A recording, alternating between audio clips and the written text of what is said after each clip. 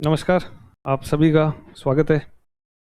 देखें, आज जो है वो अपन करंट अफेयर के ऊपर थोड़ा डिस्कस करेंगे कि करंट अफेयर में कौन कौन से टॉपिक अपन को पढ़ने होते हैं और प्रीलिम्स में और मेंस में करंट का क्या रोल है, ये अपन थोड़ा देख लेते हैं और उसके बाद जो है वो आज का टॉपिक अपन शुरू करेंगे।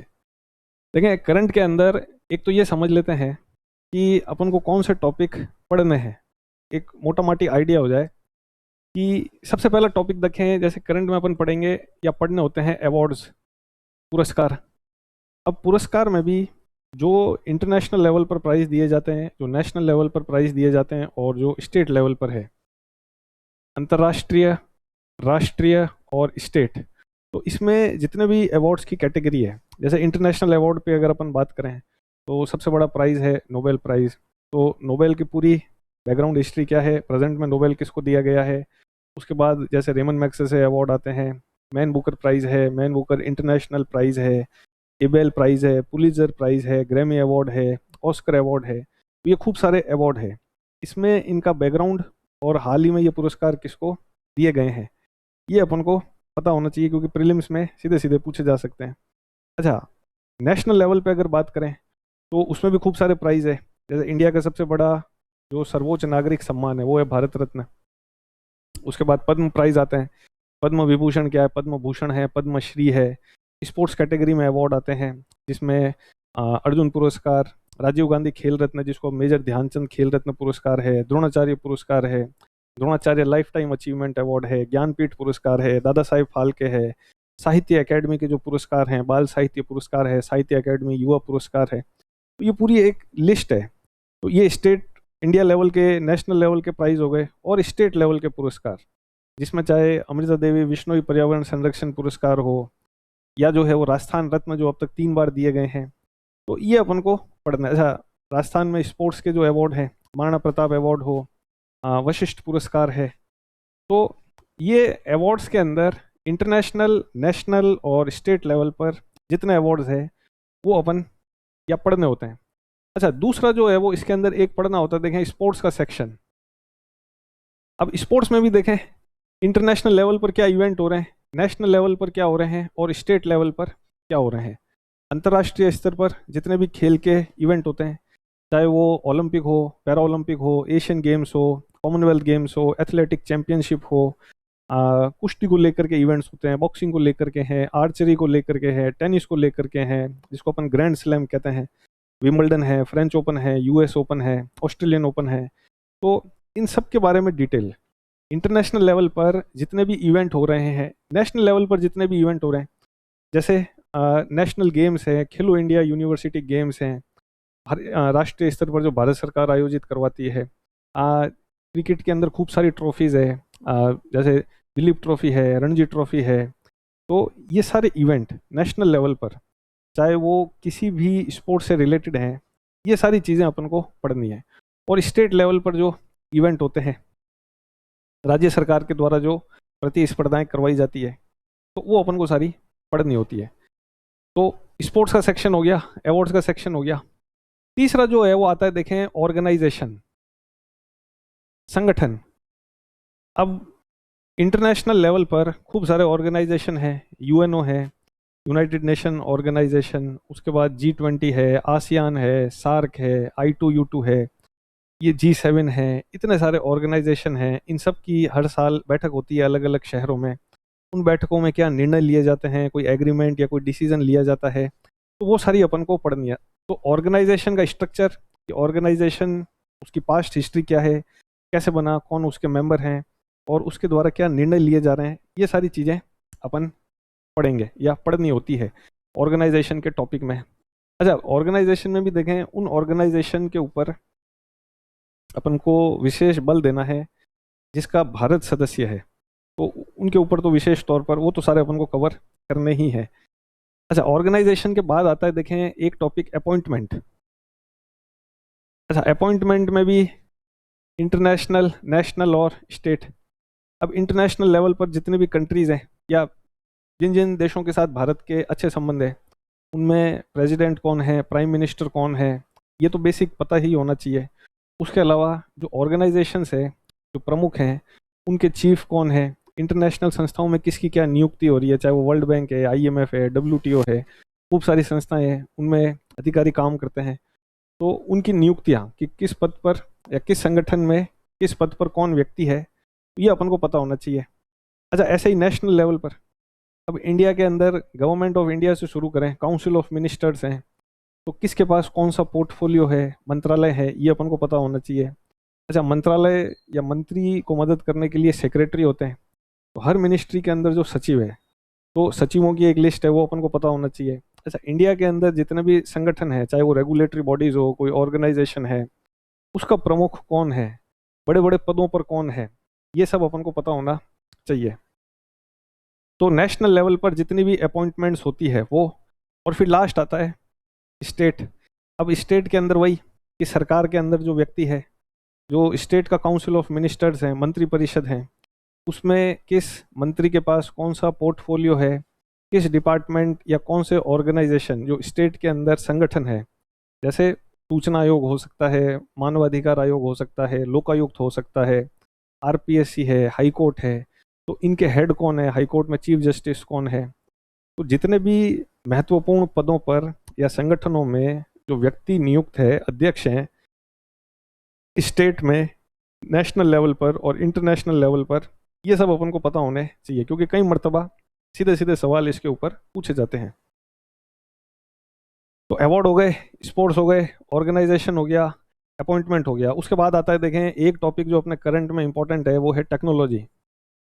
अब टेक्नोलॉजी आपको पता ही है, लगातार जो है वो टेक्नोलॉजिकल फील्ड में ग्लोबल लेवल पर कहें या इंडिया लेवल पर कहें, लगातार तरक्की हो रही है। स्पेस एक्सप्लोरेशन इतना हो रहा है, नासा कुछ ना कुछ रिसर्च करता है, जापान है अपना ISRO, Indian space research organisation, ये भी पीछे नहीं है। हम लगातार स्पेस के अंदर इतना एक्सप्लोर कर रहे हैं, इतनी डेवलपमेंट हो रही है, आर्टिफिशियल इंटेलिजेंस इतनी जो है वो तरक्की हो रही है, रोबोटिक्स में इतनी तरक्की हो रही है।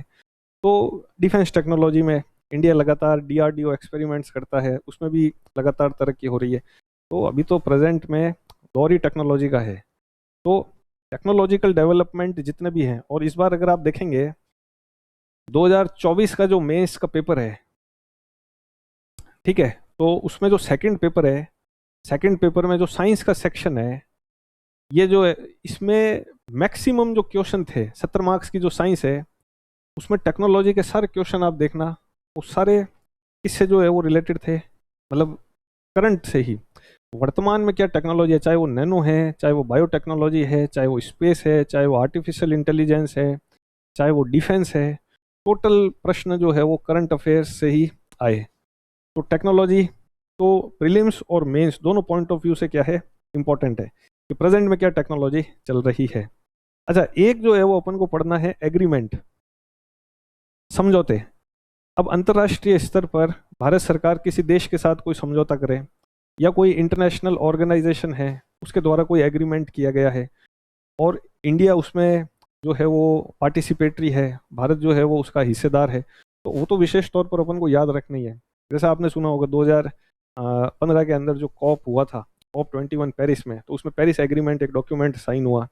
तो खूब सारे हैं, CEPA comprehensive economic partnership agreement. तो अंतर्राष्ट्रीय स्तर पर कोई समझौते होते हैं और भारत जिनका भागीदार है, तो ये भी अपन को पता होने चाहिए, क्योंकि इनके ऊपर भी सीधे सीधे सवाल बनते हैं। तो एक जो है वो अपन को क्या याद रखना है, एग्रीमेंट। अच्छा, एक याद रखना है अपन को, जैसे करंट में पढ़ना होता है जजमेंट्स, कि किसी भी सब्जेक्ट को लेकर के सुप्रीम कोर्ट, या जैसे अपन राजस्थान में तो राजस्थान हाई कोर्ट कोई फैसला देता है, तो वो अपन को पता होना चाहिए। अभी जैसे तमिलनाडु के अंदर जो केस हुआ था कि तमिलनाडु विधानसभा ने बिल पास करके भेजा, वो गवर्नर ने प्रेसिडेंट को भेज दिया, तो इसके ऊपर सुप्रीम कोर्ट ने जो जजमेंट दिया था कि प्रेसिडेंट साहब को साइन करने ही होंगे, इस जजमेंट के ऊपर इस बार 2024 मेंस में सीधे सीधे सवाल पूछे। तो सुप्रीम कोर्ट के जजमेंट जो कि अपने एग्जाम पॉइंट ऑफ व्यू से इम्पोर्टेंट है, वो अपन को उन जजमेंट्स के ऊपर भी चीज़ें करनी है, क्योंकि मेंस में जो है वो इसके ऊपर सवाल पूछे जाते हैं। अच्छा, जजमेंट के जो है वो देखें, बाद एक आता है पॉलिसीज। पॉलिसीज कह लें या योजनाएं कह लें। अब देखें, भारत सरकार और राज्य सरकार, ये इंडिया और स्टेट, अब भारत सरकार खूब सारी योजनाएं चला रही है, अलग अलग फील्ड से, अलग अलग सब्जेक्ट से रिलेटेड है। राज्य सरकार भी खूब सारी योजनाएं चला रही है, वो भी अलग अलग फील्ड और अलग अलग सब्जेक्ट से रिलेटेड है। तो योजनाएं तो विशेष तौर पर पता होनी चाहिए। आप प्रीलिम्स देखें चाहे मेंस देखें, मेंस में जो फर्स्ट पेपर में इकोनॉमी है, इकोनॉमी तो पूरी की पूरी योजनाएं, बजट और इकोनॉमिक सर्वे टोटल, क्योंकि इकोनॉमी का पेपर करंट का ही रहने वाला है, तो योजनाओं से सीधे सीधे क्या पूछे जाते हैं सवाल। तो भारत सरकार की और राज्य सरकार की अपन को क्या पता होनी चाहिए, जितनी भी प्रेजेंट में योजनाएं चल रही है वो सारी अपन को पता होनी चाहिए। अच्छा, योजनाओं के जो है वो बाद आता है, देखें, इकोनॉमिक सर्वे प्लस बजट। अब देखें, इकोनॉमिक सर्वे ये दोनों इंडिया का भी और राजस्थान का भी, अभी जैसे जनवरी चल रहा है, अगले महीने बजट पेश होने वाला है, लोकसभा में बजट पेश करेंगी निर्मला सीतारमण जी। तो बजट के अंदर ये जो फाइनेंशियल ईयर आने वाला है 2026-27, इसके लिए सरकार ने क्या घोषणाएं की है, बजट में क्या प्रोविजन किए गए हैं, किस सेक्टर के लिए, चाहे वो एग्रीकल्चर है, इंडस्ट्रीज है, सर्विस सेक्टर है, क्या क्या कंट्रीब्यूशन है, वो सारी। और जो इकोनॉमिक सर्वे आएगा भारत सरकार का, उसी तरह राजस्थान सरकार के द्वारा जो बजट पेश किया जाएगा और जो 2025-26 का इकोनॉमिक सर्वे आएगा, ये सारी चीज़ें, भारत सरकार का बजट, इकोनॉमिक सर्वे, राजस्थान सरकार का बजट, इकोनॉमिक सर्वे, ये चारों डॉक्यूमेंट बहुत अच्छे से जो है वो पढ़ने होते हैं। क्योंकि 2024 का आप मेंस देखिएगा, अभी 17-18 जून को जो हुआ था, इकोनॉमी का जो 65 मार्क का पोर्शन था, वो पूरा का पूरा जो है वो किसे भरा हुआ था, वो जो है वो सिर्फ बजट में क्या घोषणाएं हैं, बजट में एमएसएमई को लेकर के क्या प्रोविजन किए गए हैं, अलग अलग एग्रीकल्चरल सेक्टर से क्या रिलेटेड प्रोविजन किए गए हैं, सिर्फ बजट, इकोनॉमिक सर्वे और पॉलिसीज, मेजर सेक्शन लगभग 50 और 45-50 नंबर का जो है वो सेक्शन इसी से जो है वो क्या था, कवर था। तो ये सबसे इंपॉर्टेंट सेक्शन है। और एक अपन कह सकते हैं मिसलीनियस। देखिए, मिसलीनियस के अंदर कुछ भी जो बिखरे हुए टॉपिक चल रहे हैं वो पूछे जा सकते हैं कि भाई जैसे अभी मान लीजिए अरावली का जो है वो मुद्दा आ गया, कोई भी कॉन्टेम्प्रेरी इशू जब आप परीक्षा दे रहे हैं तो उस समय कोई ऐसा मुद्दा हो जो चर्चा के अंदर है, या जैसे अभी एसआईआर चल रहा है या अरावली का जो है वो मुद्दा है, तो कॉन्टेम्प्रेरी इशू कह सकते हैं, तो ये मिसलीनियस के अंदर आ जाएंगे। तो मोटा माटी ये सारे जो है वो टॉपिक अपन को किस में पढ़ने हैं, करंट के अंदर। अच्छा, करंट बहुत ज़्यादा पीछा भी नहीं, डिटेल में अपन को ऐसा नहीं है कि पिछले 1 साल का या 10 महीने का पढ़ना है। अमूमन आप मोटा मोटी मान लीजिए 6 महीने, और 4 महीने तो सफिशिएंट है। जब कभी भी एग्ज़ाम है तो एग्ज़ाम के 6 महीने पहले का, और विशेष तौर पर तो 4 महीने का, 4 महीने के अंदर जो भी इवेंट हुए हैं या इन टॉपिक से रिलेटेड जो भी गतिविधियां हैं वो सारी डिटेल में पढ़नी है। टाइम ड्यूरेशन कम है, 4 महीने जो है वो कम है, लेकिन 4 महीने के अंदर जो इवेंट हो रहे हैं उन इवेंट को बड़े अच्छे से और गहराई में पूछा जाता है, तो वो अपन को गहराई में पढ़ने होंगे। क्योंकि आरपीएस ये वैसा भी नहीं है कि बहुत ऊपर और सुपरफिशियल जो है वो पूछ रही है, गहराई में जो है वो पूछे जाते हैं। अच्छा, प्रीलिम्स की अगर देखें, बात करें, तो प्रीलिम्स के अंदर तो कितने सवाल आएंगे, 150 क्वेश्चन आने वाले हैं और 3 घंटे का समय है। तो ये मान करके चलें कि 4 महीने की जो पिछले इवेंट है, इन टॉपिक से सब अगर मिलाएं तो लगभग 25 से 30 क्वेश्चन आपको करंट के मिलेंगे ही मिलेंगे। तो करंट का एक अच्छा खासा वेटेज है, साइंस, टेक्नोलॉजी, सारी चीज़ें अगर मिलाएं, पॉलिटिक्स, तो लगभग 25 से 30 क्वेश्चन मिनिमम, एक एवरेज बता रहे हैं, ठीक है, इतना जो है वो वेटेज रहने वाला है। प्रीलिम्स में इतने प्रश्न पूछे जाएंगे। अच्छा, मेंस की अगर बात करें तो मेंस के अंदर 4 पेपर हैं, ठीक है। अब इसके अंदर मेंस में जो पहला सेक्शन है वो तो जैसे हिस्ट्री है 75 मार्क्स का। तो अब हिस्ट्री के अंदर तो करंट की कोई इतनी गुंजाइश है नहीं कि करंट अफेयर का कुछ सवाल आए, तो 75 मार्क्स तो ये तो इसमें करंट का कुछ नहीं आएगा। 65 मार्क्स की जो है वो क्या आएगी, इकोनॉमी। तो इकोनॉमी पूरा का पूरा आप ये समझ लो कि करंट बेस्ड पेपर है। हाँ, कंसेप्चुअल तो अपन को पढ़ने ही है, नोट्स वगैरह वो सारी चीज़ें तो रट्टे मारनी ही है कि ट्रेड पॉलिसी क्या है, मॉनेटरी पॉलिसी क्या है, फिजिकल पॉलिसी क्या है, तो ये तो सारा जो ट्रेडिशनल जो थ्योरेटिकल कंसेप्ट है वो तो पढ़ना है। लेकिन जो पेपर बनेगा, आप 24 का पेपर देखिएगा, 23 का पेपर देखिएगा, पूरा झुकाव इकोनॉमी के सारे प्रश्न जो है वो किससे आएंगे, लगभग मोटे तौर पर 65 में से आप मान के चलो 40-50 नंबर का सेक्शन वो करंट अफेयर का ही आएगा। अच्छा ये कितने हो गए, ये 140 मार्क्स हो गए।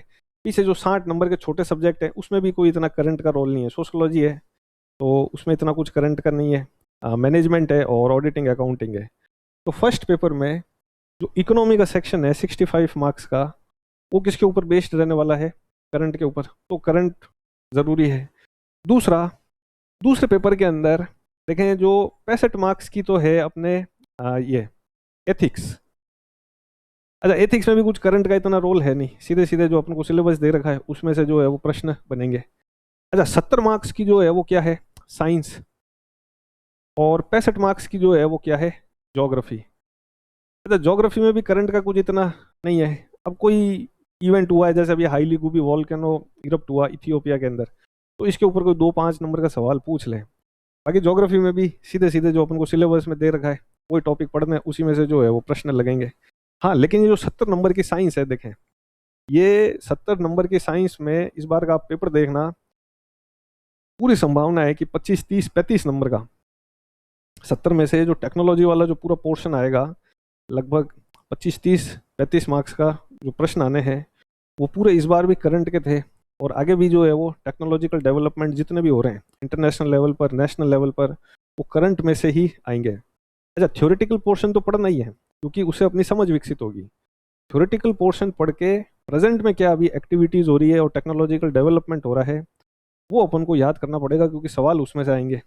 तो सेकंड पेपर के अंदर करंट किस में पूछा जाएगा, 70 के जो है वो मार्क्स वाले साइंस के पेपर में। अच्छा तीसरे पेपर की अगर बात करें तो ये तो पूरा करंट बेस्ड ही है, IR, कॉन्स्टिट्यूशन और करंट अफेयर।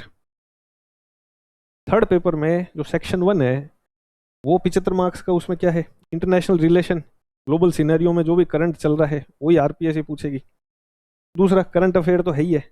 और तीसरा कॉन्स्टिट्यूशन वाला पोर्शन। अच्छा उसमें भी इस बार गवर्नर के ऊपर जो सुप्रीम कोर्ट ने जजमेंट दिए थे सीधे सीधे वहाँ से सवाल पूछा RPSC ने। तो पॉलिटी वाले सेक्शन या कॉन्स्टिट्यूशन वाले सेक्शन में भी करंट से प्रश्न पूछे जा रहे हैं जो सुप्रीम कोर्ट के अभी प्रेजेंट में जजमेंट आए थे। तो यहाँ पर अच्छा पब्लिक एडमिनिस्ट्रेशन है 65 मार्क्स का, तो उसमें कोई करंट का इतना रोल है नहीं, पबेड। उसमें सीधे सीधे जो अपने थ्योरी है सिलेबस दे रखा है, थ्योरेटिकल पोर्शन है उसमें सीधा सीधा आएगा, करंट का इतना कुछ नहीं है। तो ये हो गया 140। अच्छा 60 मार्क्स का जो है वो उसमें क्या रहता है, छोटे सब्जेक्ट, स्पोर्ट्स, योग, इसमें आएंगे सीधे सीधे करंट के सवाल। ओलंपिक्स होते हैं, पैरा ओलंपिक है, सिलेबस में मेंशन भी कर रखा है, कॉमनवेल्थ गेम्स है, एशियन गेम्स हैं, अवार्ड्स हैं जितने भी इंडिया लेवल पे दिए जाते हैं। तो इसमें जो 20 नंबर का स्पोर्ट्स एंड योग है उसमें आप मान के चलो 6, 7, 8 मार्क्स का, 10 मार्क्स का क्या आ सकता है, 6, 7 तो आप मान करके चलो, 5, 7 नंबर का तो करंट आएगा ही आएगा। अच्छा बिहेवियर में और लॉ में जो 2 छोटे सब्जेक्ट उसमें कोई करंट की भूमिका नहीं है। और लास्ट आ जाता है हिंदी और इंग्लिश। तो इसमें तो वैसे देखें करंट की कोई भूमिका नहीं है। अगर आए तो ज़्यादा से ज़्यादा क्या आ सकता है कि अगर कोई भी ऐसा मुद्दा अभी प्रेजेंट में चर्चा में है, चाहे वो किसी से भी रिलेटेड हो, पॉलिटिकल सिस्टम से हो, इन्वायरमेंट से हो, तो हिंदी के अंदर 20 नंबर का आता है निबंध, जिसमें 3 ऑप्शन होते हैं।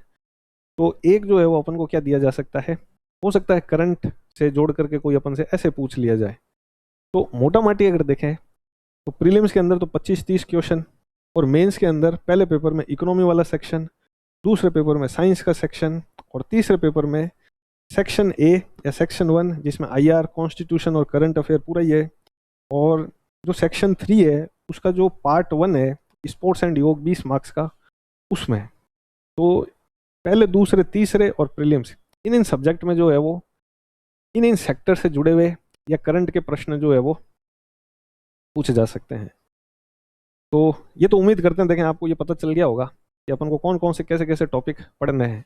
और ज़्यादा नहीं पढ़ना है, फिर अपन को 6 महीने का आप पकड़ लो। आपके जब कभी भी एग्ज़ाम है तो उसके 6 महीने के पहले, क्योंकि ये कहें कि नहीं जी 18 महीने का, 20 महीने का पढ़ें, तो देखें ना तो ये पॉसिबल है, और सबसे बड़ी बात इररेलेवेंट है, ना RPSC पूछ रही है। अपन 4 महीने का और सेफ साइड 6 महीने का लेकर के चलते हैं कि एग्ज़ाम के 6 महीने पहले जो भी इवेंट्स हो रहे हैं इन टॉपिक से रिलेटेड, उनको बड़ा अच्छे से गहराई से, सुपरफिशियल नहीं, वो 6 महीना आपको डीप जा करके एक एक फैक्ट जो है वो क्या करना होगा, याद करना होगा। क्योंकि RPSC आजकल बहुत गहराई में जाकर के क्या पूछती है, फैक्ट पूछती है। तो देखें, आज अपन शुरू करेंगे किससे, अवार्ड। अवार्ड में भी कौन से, इंटरनेशनल, और इंटरनेशनल में भी जो सबसे बड़ा प्राइज कौन सा है, नोबेल प्राइज है, वो अपन आज क्या करेंगे, शुरू करेंगे। तो हेडिंग लगा लीजिएगा आप, नोबेल प्राइज। देखें, नोबेल प्राइज की अगर बात करें तो एल्फ्रेड नोबेल नाम के एक व्यक्ति थे, एल्फ्रेड नोबेल। ये थे स्वीडन के रहने वाले। अच्छा, ये क्या थे, ये एक केमिस्ट और इंजीनियर थे, केमिस्ट और इंजीनियर।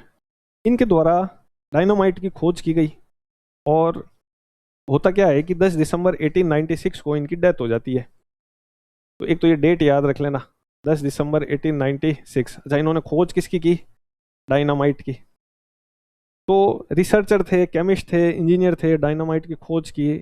होता क्या है कि इन्होंने मरने से पहले एक वसीयत तैयार की, एक विल तैयार की, और उसमें ये कहा कि इन्होंने जितना भी पैसा कमाया है उसका 94% इन्होंने क्या कर दिया, दान कर दिया, डोनेट कर दिया।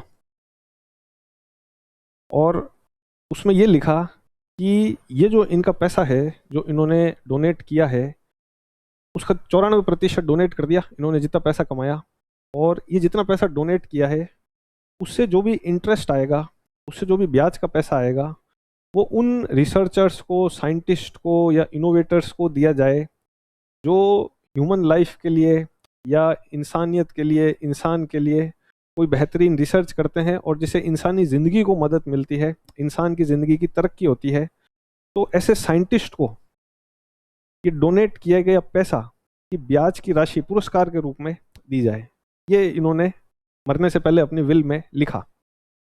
अब ये जो है वो 1896 में इनकी डेथ हो गई। अब क्या होता है, देखें 1900 के अंदर नोबेल फाउंडेशन एस्टेब्लिश होता है। अच्छा, नोबेल फाउंडेशन क्या है कि ये पूरा जो इन्होंने पैसा डोनेट किया है, इस पूरे पैसे को मैनेज करना, उस पैसे से जो है जो भी ब्याज आ रहा है उसको कैसे डिस्ट्रीब्यूट करना, ये सब मैनेज करने का काम किसका है, नोबेल फाउंडेशन का है। और इसी नोबेल फाउंडेशन के द्वारा 1900 के अंदर ये नोबेल फाउंडेशन बनता है, और 1901 से पर ईयर हर साल नोबेल पुरस्कार देने की क्या हुई, शुरुआत हुई। तो अपन को ये याद रखना है कि एक तो ये नोबेल पुरस्कार किसके नाम से दिए जा रहे हैं, एल्फ्रेड नोबेल। कौन थे एल्फ्रेड नोबेल, स्वीडन के रहने वाले थे, केमिस्ट थे, इंजीनियर थे। 10 दिसंबर को इनकी मृत्यु हो जाती है। डायनामाइट की खोज की, अपनी संपत्ति का 94% इन्होंने क्या कर दिया, दान कर दिया। 1900 के अंदर नोबेल फाउंडेशन बना, और 1901 से हर साल क्या दिए जा रहे हैं, नोबेल प्राइज दिए जा रहे हैं। अब देखें, ये जो नोबेल प्राइज है ना, जो 1901 से दिए जा रहे हैं, ये शुरू के अंदर टोटल कितनी कैटेगरीज में दिए जाते थे, 5 कैटेगरीज। 5 कैटेगरी कौन सी है, एक तो याद रख लो, फिजिक्स, भौतिकी। एक जो है वो कैटेगरी है केमिस्ट्री, रसायन शास्त्र। एक जो है वो कैटेगरी है लिटरेचर, साहित्य। एक जो है वो कैटेगरी है पीस, शांति। और एक जो है वो कैटेगरी मेडिसिन। ये टोटल कितनी कैटेगरी हो गई, 5। चिकित्सा। 1901 में जब इसकी शुरुआत हुई तो ये 5 कैटेगरी थी। अब होता क्या है, देखें, ईयर था 1968, देश है स्वीडन। अच्छा, उसकी एक सेंट्रल बैंक है, जैसे अपने बैंक नहीं होती RBI, reserve bank of India, या यूएसए की है यूएस फेडरल रिजर्व। हर कंट्री का एक अपना सेंट्रल बैंक होता है। तो स्वीडन की सेंट्रल बैंक, जिसका नाम था सिवरगस रिक्स बैंक, सिवरगस रिक्स बैंक। अच्छा, ये क्या होता है, देखें, इस बैंक की थी 300वीं वर्षगांठ। मतलब इस बैंक की एस्टेब्लिशमेंट के 300 साल पूरे हुए 1968 में। और तब ये निर्णय किया जाता है, ये तय किया जाता है कि भाई अब जो है वो एक इकोनॉमी का भी नोबेल पुरस्कार देंगे। तो 1969 में पहली बार क्या दिया गया, इकोनॉमी के क्षेत्र में भी नोबेल प्राइज दिया गया। तो जो छठी कैटेगरी है इकोनॉमी, ये सिक्स्थ कैटेगरी है, ये पुरस्कार देने का डिसीजन किस ईयर में हुआ? 1968 में, जब इसकी 300वीं वर्षगांठ थी। सीवरेजिस रिक्स बैंक, जो कि स्वीडन का एक सेंट्रल बैंक है, और पहली बार दिया किस ईयर में गया? 1969। तो सब मिलाकर के 1901 से शुरुआत होती है, और प्रेजेंट में अभी नोबेल कितनी कैटेगरीज में दिया जाता है? टोटल 6 कैटेगरीज में दिया जाता है। एक तो है फिजिक्स, केमिस्ट्री और मेडिसिन, बायो, ये 3 तो याद रह जाएंगे। एक लिटरेचर, साहित्य, एक शांति, जो मानवता के लिए काम करे, ह्यूमैनिटेरियन ग्राउंड के ऊपर मानवता की सेवा करे, तो उसको शांति का नोबेल पुरस्कार। साहित्य है ही है। केमिस्ट्री के अंदर कोई रिसर्च करता है, फिजिक्स में कोई रिसर्च करता है, मेडिसिन के क्षेत्र, चिकित्सा के क्षेत्र में, और अर्थशास्त्र के क्षेत्र में कोई बेहतरीन रिसर्च या इनोवेशन करता है, तो उसको ये प्राइज दिया जाता है। अच्छा, अब ये तो हो गए, देखें ये अपने कैटेगरीज जो है वो देखी, ये 6 जो है वो कैटेगरी है, अब हर साल दिए जाते हैं। अब ये पुरस्कार फिक्स है, देखें जो अक्टूबर मंथ है उसका जो फर्स्ट सप्ताह है उसमें तो जो है वो ये डिक्लेयर हो जाते हैं, और 10 दिसंबर को फिक्स है इनका डिस्ट्रीब्यूशन सेरेमनी होता है। अब इसमें ये याद रखना है कि जो 5 कैटेगरी के प्राइज है ना, ये तो स्वीडन के अंदर डिस्ट्रीब्यूट होंगे, इन 5 कैटेगरीज को स्वीडन। और जो शांति का नोबेल पुरस्कार है वो कहाँ डिस्ट्रीब्यूट होता है? नॉर्वे की कैपिटल ओस्लो के अंदर। ये एक आप याद रखिएगा। स्टॉकहोम के अंदर 5, physics, chemistry, economy, literature, medicine, और पीस का जो नोबेल प्राइज है वो कहाँ पर डिस्ट्रीब्यूट होगा? नॉर्वे की कैपिटल ओस्लो के अंदर। अच्छा, अब एक ये भी याद रखिएगा कि जैसे ये 6 कैटेगरीज हैं, फिजिक्स है, केमिस्ट्री है, मेडिसिन है, लिटरेचर है, इकोनॉमी है और पीस है, हर कैटेगरी के अंदर मैक्सिमम कितने लोगों को दिया जा सकता है? 3 लोगों को ये पुरस्कार दिया जा सकता है। एक भी हो सकते हैं, 2 भी हो सकते हैं, पर मैक्सिमम कितने हो सकते हैं? 3। इसमें भी 3 हो सकते हैं, इसमें भी 3 हो सकता है, तो हर कैटेगरी के अंदर ये 3। अब ये प्राइस किसको मिलेगा, ये कौन तय करता है? तो इसमें भी देखें संस्थाएं हैं जो ये तय करती है कि जैसे 2026 है या 2025 के भी नोबेल दिए गए, तो किसको दिया जाना है। तो इसमें देखें, एक तो संस्था है royal Swedish academy of social science, royal Swedish academy of science. एक जो है वो संस्था है कैरोलिंस्का इंस्टीट्यूट, और एक जो है वो संस्था है नॉर्वेजियन पीस कमेटी।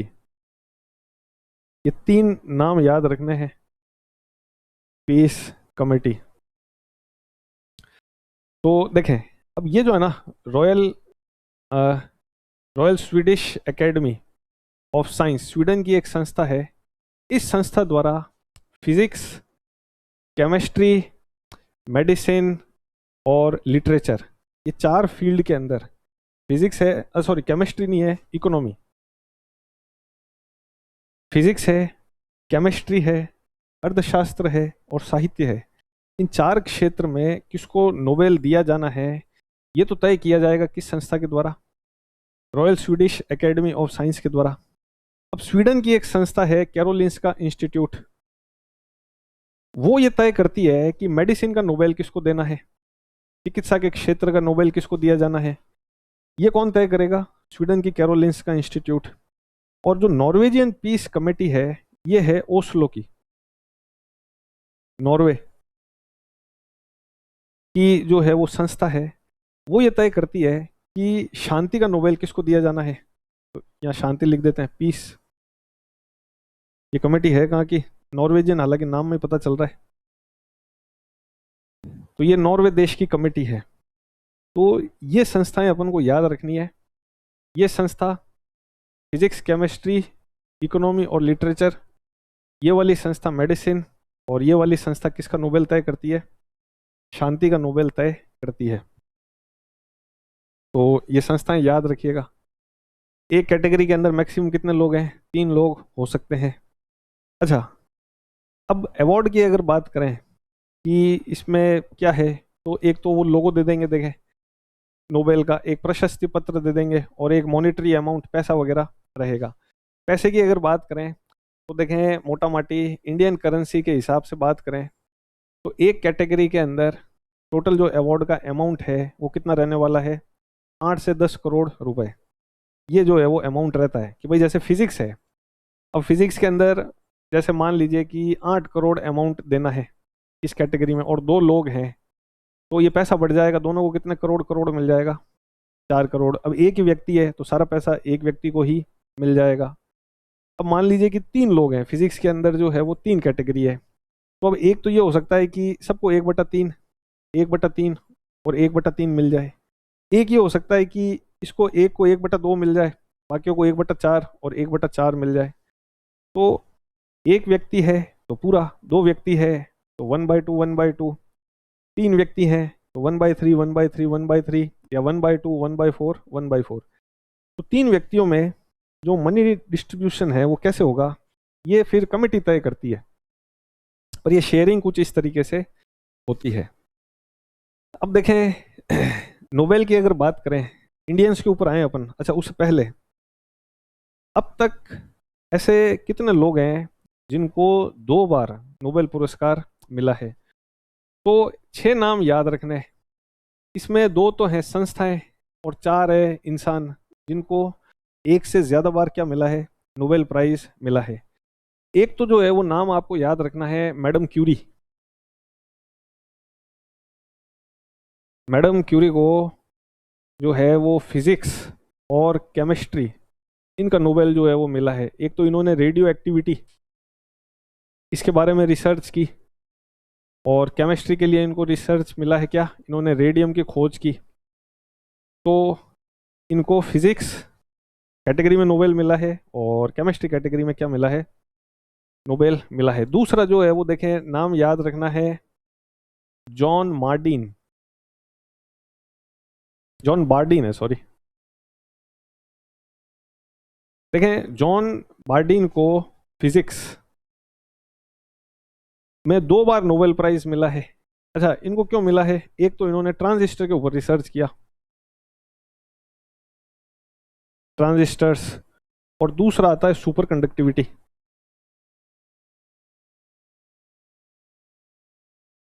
इन दोनों पर रिसर्च के लिए इनको फिजिक्स में या फिजिक्स सब्जेक्ट से कितनी बार नोबेल पुरस्कार मिला है? 2 बार नोबेल पुरस्कार मिला है। ट्रांजिस्टर्स जो कि सर्किट्स वगैरह में इलेक्ट्रॉनिक्स के क्षेत्र में यूज़ होते हैं, और सुपर कंडक्टिविटी ये आपको पता ही है कि देखें जो मैटर होता है ना, मैटर की टोटल कितनी स्टेजेस हो सकती है? अपन देखें तो 5 स्टेजेस हो सकती है। देखें, एक तो होता है सॉलिड, एक होता है लिक्विड, एक होता है गैस, एक होता है प्लाज्मा, और एक जो है वो होता है बोस आइंस्टीन कंडेंसेट, BEC।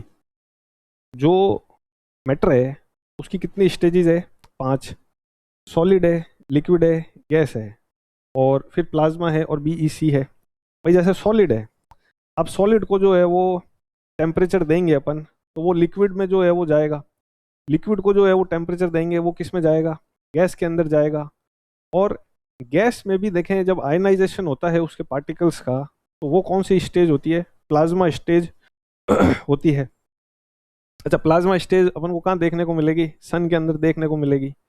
सूरज में आयनाइजेशन है, जो एटम्स हैं पर एटम उसका टेम्परेचर बहुत ज़्यादा है, तो वो प्लाज्मा स्टेज है। और BEC स्टेज क्या है? बोस आइंस्टीन कंडेंसेट, कि इसमें हर एक पदार्थ एटम का जो है वो टेम्परेचर 0 डिग्री केल्विन, ये जब टेम्परेचर आ जाता है तो इसी को क्या कहते हैं? Bose Einstein condensate. और इस टेम्परेचर पर जो रेजिस्टेंस है वो पूरा का पूरा लगभग क्या पूरा ही 0 हो जाता है, और एनर्जी का इनपुट और आउटपुट बराबर रहता है। उसी स्टेज को क्या कहते हैं? सुपर कंडक्टर या सुपर कंडक्टिविटी। तो अगर कभी ये पूछा जाए कि सुपर कंडक्टिविटी पदार्थ की किस स्टेज पर अचीव होती है, तो बोस आइंस्टीन कंडेंसेट। ये एक आप याद रखिएगा, हालांकि ये फिजिक्स का सेक्शन है उसमें आप पढ़ेंगे, पर इसमें एक ये याद रख लेना, BEC बोस आइंस्टीन कंडेंसेट की स्थिति में अपन को क्या देखने को मिलती है? सुपर कंडक्टिविटी या सुपर कंडक्टर्स बनते हैं। तो जॉन बार्डिन ने इन 2 के ऊपर रिसर्च की, इसलिए इनको क्या दिया गया? फिजिक्स में 2 बार नोबेल पुरस्कार। अच्छा, एक जो है वो याद रखना है, तीसरा नाम लाइनस पॉलिंग। देखें, लाइनस पॉलिंग ने एक तो जो है वो केमिस्ट्री के फील्ड में इनको मिल रखा है, और एक इनको पीस का मिल रखा है। ये दो नोबेल प्राइज इनको मिल रखे हैं। एक नाम याद रख लो आप, फ्रेडरिक सेंगर।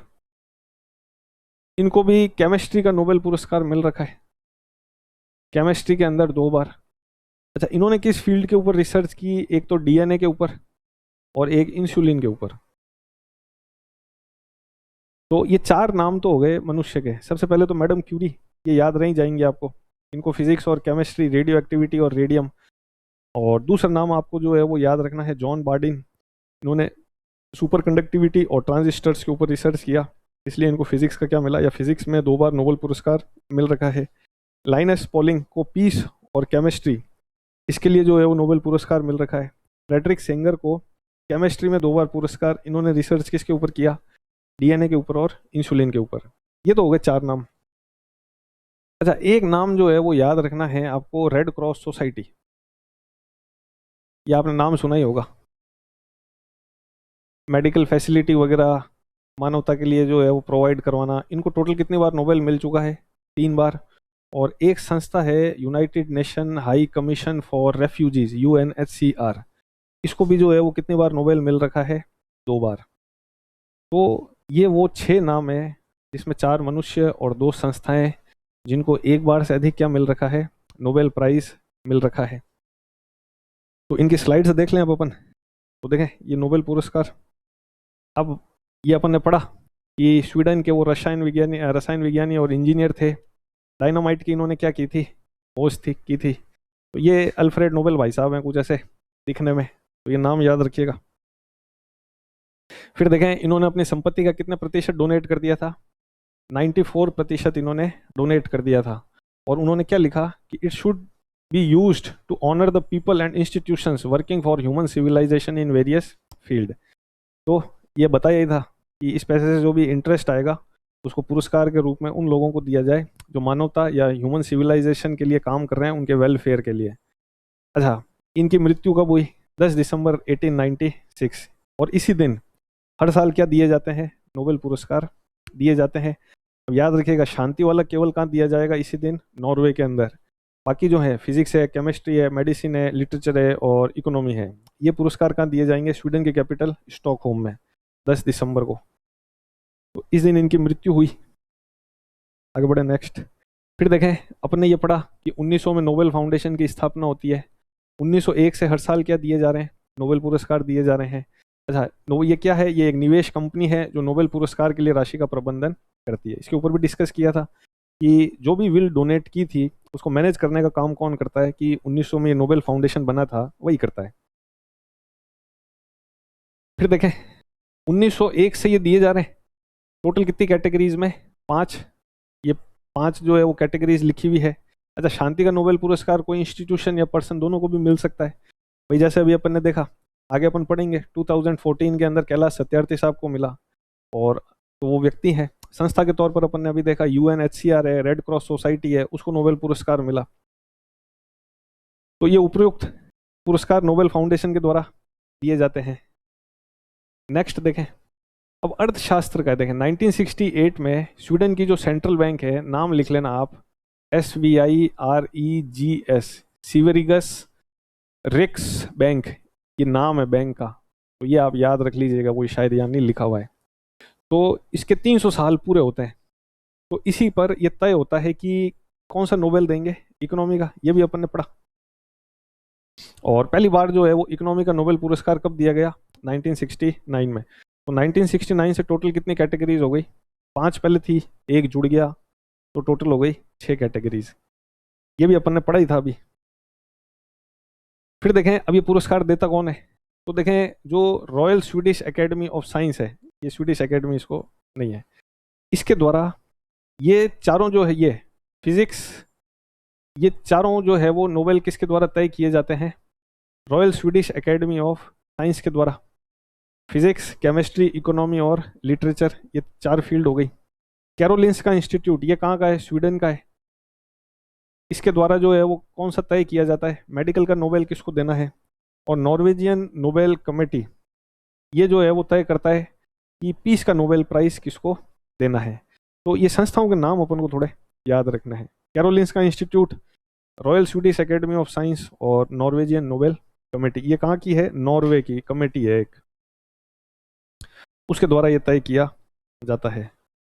अच्छा, अब देखें, ये बताया था कि अक्टूबर के प्रथम में इन पुरस्कारों की क्या होती है, घोषणा होती है। डिस्ट्रीब्यूशन कब होता है, 10 दिसंबर को। अब ये आपको बताया था कि स्वीडन की जो कैपिटल है स्टॉकहोम, वहाँ पर फिजिक्स, केमिस्ट्री, मेडिसिन, इकोनॉमिक और लिटरेचर, इन 5 नोबेल प्राइज का क्या होगा, डिस्ट्रीब्यूशन। और पीस का जो है वो नोबेल प्राइज का डिस्ट्रीब्यूट किया जाएगा, वो किया जाएगा नॉर्वे की कैपिटल ओस्लो के अंदर। जैसे अगर आप न्यूज़ पढ़ते हैं तो अभी 2025 का नोबेल प्राइज दिया गया मारिया कोरिना मचाडो। ये वेनेजुएला की एक ह्यूमन राइट एक्टिविस्ट हैं, डेमोक्रेसी के लिए काम कर रही हैं। तो ये अपने पीस का नोबेल प्राइज लेने के लिए कहाँ पर गई थी, ओस्लो के अंदर गई थी 10 दिसंबर को। तो ये एक नाम याद रख लेना, ठीक है। तो मारिया कोरिना मचाडो का नाम अभी अपन लिख लेंगे। तो ये अपन को बात याद रखनी है। अक्टूबर के फर्स्ट वीक में डिक्लेयर, 10 दिसंबर को डिस्ट्रीब्यूशन, 5 पुरस्कार स्वीडन के कैपिटल स्टॉकहोम में, और एक पीस का नोबेल पुरस्कार नॉर्वे की कैपिटल ओस्लो में क्या होगा, डिस्ट्रीब्यूट। आगे बढ़े, नेक्स्ट। अच्छा, ये मैंने बताया ही, अपन ने पढ़ा ही कि एक तो जो है वो ये मेडल दे देते हैं, एक मॉनेटरी अवार्ड रहता है। अच्छा, पैसे जो है वो कितने रहेंगे, ऐसा फिक्स नहीं है, 8 से 10 करोड़। मैं इंडियन करेंसी के हिसाब से बता रहा हूँ, ये अमाउंट रहने वाला है इंडियन करेंसी के अंदर। और एक जो है वो सर्टिफिकेट वगैरह, प्रशस्ति पत्र दे देते हैं। तो इसमें कुछ ज़्यादा है नहीं जो याद रखें। अच्छा, अब पुरस्कार ये अपन ने चर्चा की कि अगर एक विनर है तो उनको पूरा का पूरा क्या मिल जाएगा, अमाउंट। 2 जने हैं तो रेशियो कितना रहने वाला है, 1/2 1/2। 3 जने हैं तो अपन ने देखा या तो ये हो सकता है कि 1/3 1/3 1/3, या क्या हो सकता है, एक व्यक्ति को मिल जाए आधी राशि, बाकियों को मिल जाए 25% 25%। तो 50 25 25। तो ये कैसे रेशियो होगा, ये सब वो नोबेल फाउंडेशन तय करता है। तो ये जो है अमाउंट का डिस्ट्रीब्यूशन रेशियो रहने वाला है। देखो नेक्स्ट, अब अपन ने फिर इसके बाद क्या पढ़ा कि वो व्यक्ति जिनको 2 बार क्या मिल रखा है, नोबेल पुरस्कार मिल रखा है, नोबेल लॉरिएट रहे हैं 2 बार। तो एक तो जो है वो नाम याद रखना है मैडम क्यूरी का, ये रही मैडम क्यूरी। अच्छा, मैडम क्यूरी रेडियो एक्टिविटी और रेडियम। अब रेडियो एक्टिविटी क्या होती है या फिजिक्स में पढ़ेंगे। रेडियम रेडियो एक्टिव एलिमेंट है, इसकी जो है वो रिसर्च किया इन्होंने। तो इसके लिए इनको विज्ञान की 2 अलग अलग शाखाओं में पुरस्कार दिया गया, ठीक है, फिजिक्स और केमिस्ट्री के लिए। फिर उसके बाद ये हो गया मैडम क्यूरी। ऐसा नेक्स्ट, तो ये याद रखिएगा मैडम क्यूरी का नाम। देखें अगला, फिर अपन ने क्या पढ़ा था, जॉन बार्डिन। जॉन बार्डिन के बारे में बताया था कि इनको जो नोबेल प्राइज़ मिला है, एक तो ट्रांजिस्टर के ऊपर रिसर्च के लिए और सुपर कंडक्टिविटी, और किस फील्ड में इन्होंने नोबेल प्राप्त किया है, फिजिक्स। तो ये जॉन बार्डिन है, दिखने में कुछ ऐसे हैं। आगे बढ़े नेक्स्ट प्रश्न पर। अरे देखें, अगला आता है लाइनस पाउलिंग, इनके बारे में पढ़ा था। अब एक तो जो है वो इनको मिला है केमिस्ट्री में, जब मिला था वो अनशेयर्ड प्राइज था। और एक इनको मिला है शांति का। शांति का नोबेल पुरस्कार क्यों मिला है, क्योंकि इन्होंने परमाणु हथियारों के क्षेत्र में काम किया कि कैसे डिसआर्मामेंट हो, धरती से जो है वो कैसे जो न्यूक्लियर रेस है उसको कैसे मिनिमाइज किया जाए, कैसे nuclear free global scenario establish किया जाए, उसके लिए। तो लाइनस पॉलिंग को केमिस्ट्री और पीस के लिए क्या मिला, नोबेल पुरस्कार। तो ये कुछ दिखने में ऐसे हैं भाई साहब। नेक्स्ट आता है फ्रेडरिक सेंगर। फ्रेडरिक सेंगर को केमिस्ट्री में मिला नोबेल पुरस्कार, डीएनए और insulin, deoxy ribo nucleic acid और इंसुलिन, इनके ऊपर रिसर्च की इन्होंने। तो ये भाई साहब दिखने में क्या है, ऐसे। ये 4 तो हो गए इंसान। 2 संस्थाएं अपन को याद रखनी है, रेड क्रॉस और UNHCR, United Nations high commission for refugees, और रेड क्रॉस सोसाइटी। इसको 3 बार मिला है और इसको कितनी बार मिला है, 2 बार मिला है। तो यहाँ तक अपन ने चीज़ें पढ़ ली थी और जो है वो इनकी स्लाइड्स भी देख ली। अब अपन को ये देखना है कि देखें वो कौन से भारतीय हैं जो नोबेल पुरस्कार से पुरस्कृत हुए हैं, तो वो समझ लेते हैं थोड़ा। तो इंडियंस की अगर बात करें तो देखें, एक तो जो है वो सबसे पहला नाम आता है श्री रविंद्रनाथ टैगोर साहब का। रविंद्रनाथ टैगोर कह लीजिए, ठाकुर कह लीजिए। देखें, रविंद्रनाथ टैगोर साहब को 1913 में इनकी एक उपन्यास है गीतांजलि, इसके लिए इनको 1913 में कौन सा नोबेल पुरस्कार मिला? लिटरेचर।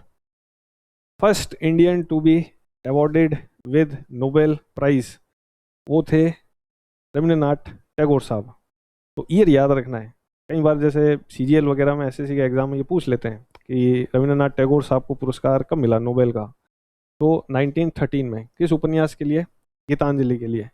अच्छा, टैगोर साहब ने शांति निकेतन की स्थापना की। अच्छा, इनके द्वारा जो अपना नेशनल एंथम है भारतो भाग्यो विधाता, जिसको अपन कहते हैं जन गण मन, ये हमारा क्या है? अपना क्या है? National anthem. इसको 24 जनवरी 1950 को कॉन्स्टिट्यूएंट असेंबली ने as a national anthem adopt किया। तो ये एक डेट याद रख लेना, 24 जनवरी 1950 संविधान सभा ने जन गण मन को राष्ट्रगान के तौर पर स्वीकार किया। इसकी भी रचना की। अच्छा, प्लस इन्होंने एक जो बांग्लादेश का नेशनल एंथम है, अभी बांग्लादेश खूब चर्चा में है, अमार सोनार बांग्ला, इसकी भी जो है वो रचना की टैगोर साहब ने। तो अमार सोनार बांग्ला इन्होंने लिखा, गीतांजलि टैगोर साहब ने लिखी, जन गण मन जिसका ओरिजिनल नेम था भारतो भाग्यो विधाता, बंगाली लैंग्वेज में लिखा गया था, इसका बाद में हिंदी तर्जुमा होता है। तो वो जन गण मन ये जो है वो इन्होंने लिखा। और गीतांजलि के लिए 1913 में इनको साहित्य का नोबेल पुरस्कार मिला। तो एक तो टैगोर साहब हैं जो नोबेल लेकर के आए हैं सबसे पहले। एक नाम याद रखना है अपन को, देखें सीवी रमन जी का, चंद्रशेखर वेंकट रमन। रमन जी ने किसकी खोज की? रमन इफेक्ट। अच्छा, रमन इफेक्ट की खोज वैसे तो हुई थी कब? 28 फरवरी 1928। इस रमन इफेक्ट को कहते हैं scattering of light. Scattering of light Hindi में कहते हैं प्रकाश का प्रकीर्णन। और 1930 में खोज की थी 1928 के अंदर। और 1930 में इनको कौन सा नोबेल पुरस्कार मिला? फिजिक्स का नोबेल पुरस्कार दिया गया स्कैटरिंग ऑफ लाइट के लिए। अच्छा देखें, ये जो है ना, ये स्कैटरिंग ऑफ लाइट, ये एक्चुअल में क्या है कि सीवी रमन साहब ने ये कहा कि जैसे सूरज की किरणें आती है, यूवी रेस। अब ये जो है वो, जैसे मान लीजिए ये सन है, ये जो है वो अर्थ है, ये यूवी रेज आ रही है। अच्छा, यूवी रेज जो है वो कौन सी कलर की है? वाइट लाइट है। और वाइट में आपको पता है विबग्योर है, VIBGYOR। वायलेट है, इंडिको है, ब्लू है, ग्रीन है, येलो है, ऑरेंज है और रेड है। ये 7 कलर मिला करके कौन सा कलर बनाते हैं? वाइट कलर जो है वो बनाते हैं। तो सीवी रमन जी ने ये कहा कि ये जो वाइट लाइट आती है सूरज से, इसमें रेड की वेवलेंथ तो बहुत ज़्यादा है, जबकि वायलेट, इंडिको, ब्लू इनकी वेवलेंथ कम है। तो वेवलेंथ कम होने से जैसे ये वाइट लाइट अर्थ के एटमॉस्फेयर में एंटर करती है, तो उसमें खूब सारे डस्ट पार्टिकल हैं, खूब सारी गैसेस हैं। तो इससे ये वाइट लाइट स्कैटर्ड हो जाती है, ये बिखर जाती है इनसे टकरा करके। और इस टकराने में जिसकी वेवलेंथ ज़्यादा है वो तो सीधी चली जाती है। और वायलेट, इंडिको, ब्लू चूंकि इनकी वेवलेंथ कम है तो ये बिखर जाती है। इसीलिए अपन को धरती से आसमान का कलर कैसा दिखाई देता है? ब्लू। आगे आसमान का कोई कलर नहीं है। आप अगर यूट्यूब पे या गूगल पे देखेंगे ना, जैसे इंटरनेशनल स्पेस स्टेशन में जो एस्ट्रोनॉट रहते हैं ऊपर, जो लगभग 400 किलोमीटर की ऊंचाई पर है, वहाँ से अगर स्पेस या देखते हैं तो वो सब कुछ ब्लैक दिखाई देता है। लेकिन धरती से अपन को आसमान कैसा दिखाई देता है? नीला। तो नीला कुछ है नहीं, उस वाइट लाइट में violet, indigo, blue dust particle और गैसेस के कारण बहुत ज़्यादा स्कैटर्ड हो जाती है, क्योंकि उनकी वेवलेंथ कम है। इसीलिए जो है वो अपन को आसमान का रंग कैसा दिखाई देता है? नीला। और इसी को कहते हैं स्कैटरिंग ऑफ लाइट। तो इसी के लिए ये खोज इन्होंने की थी 28 फरवरी 1928 को। अच्छा, इसी को नेशनल साइंस डे के रूप में भी मनाया जाता है इंडिया में, राष्ट्रीय विज्ञान दिवस। ठीक है, सॉरी। और 1930 में इसको जो इसके लिए जो है वो कौन सा पुरस्कार दिया गया? नोबेल प्राइज दिया गया। तो सीवी रमन साहब का नाम याद रखना है। क्षेत्र कौन सा है? Physics, scattering of light. अच्छा, तीसरा जो है वो नाम याद रखना है अपन को, एक 1968 में हरगोविंद खुराना साहब। अभी आपने नाम सुना ही होगा, बायोटेक्नोलॉजी में आता है। देखें, हरगोविंद खुराना साहब को मेडिसिन का नोबेल दिया जाता है। क्यों? क्योंकि इन्होंने खोज की जेनेटिक कोड की, जेनेटिक कोडिंग, इसके ऊपर जो है वो रिसर्च। अब जेनेटिक कोड आपको पता है क्या है? अपना शरीर एटम से मिलकर के बना है। एटम, या इसको सेल कह सकते हैं, कोशिका। सेल के अंदर है न्यूक्लियस। न्यूक्लियस के अंदर आपको पता है क्या है? क्रोमोसोम। क्रोमोसोम किससे मिलकर के बने हैं?